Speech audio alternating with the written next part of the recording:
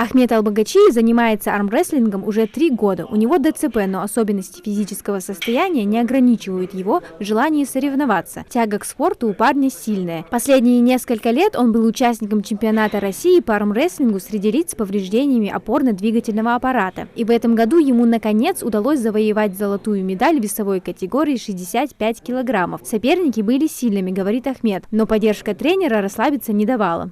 Обычно мощно поддержка Надо хашмет, киш поддержки так. Тренер из президент федерации де агдох фуд дизмиш дис малах плана фуд де киш бомоти киш де киш ахтахлق да худа агаря трено вакты сомесна я трено кай может это агаря поддержка.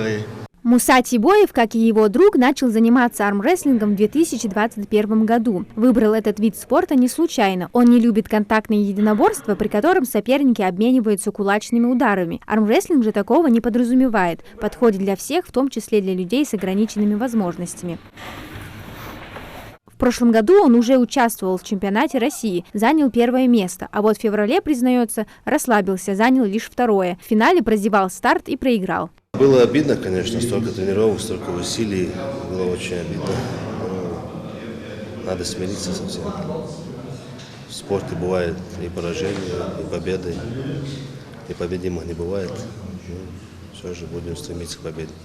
Чемпионат России по армрестлингу среди лиц ОВЗ проходил с 11 по 16 февраля в городе Орел. На эти соревнования подопечные Хусейна Катиева выезжали уже в 3-й раз. Перед ними подготовка шла еще усиленнее. В результате все заняли призовые места. Для тренировок в зале имеется все необходимое. Армрестлинг – это боевой вид спорта. У него есть свои риски. И неправильно поставил, не так угол поставил, не так повернул, там локоть, да, там, все, даже локоть может вылететь.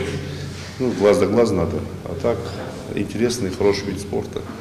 Они довольны, работают, занимаются. Сражение длится от нескольких секунд до нескольких минут. Здесь все решают техника, тактика, сила и скорость. Ранее противостояние проходило из исходного положения сидя. Теперь сражаются стоя за специальным столом, прикрепленным к основе. Это требует участия всех групп мышц, что придает лучший эффект. Тренеры провели работу над ошибками с теми, кто принимал участие в чемпионате. Конечно, мы это все засняли на телефон, кто с кем боролся, какие ошибки он допустил. Да, будем над этими ошибками работать, будем исправляться обязательно.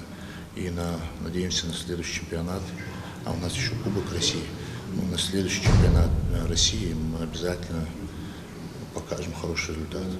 Соревнования по армрестлингу проходят среди мужчин и женщин. Участники делятся по весовым категориям, борются на левую и правую руки. Этот вид спорта стимулирует и развивает выносливость, закаляет и повышает общую физическую работоспособность и эффективность организма в целом. Амина Зязикова, Сулейман Костоев, Магаз 24.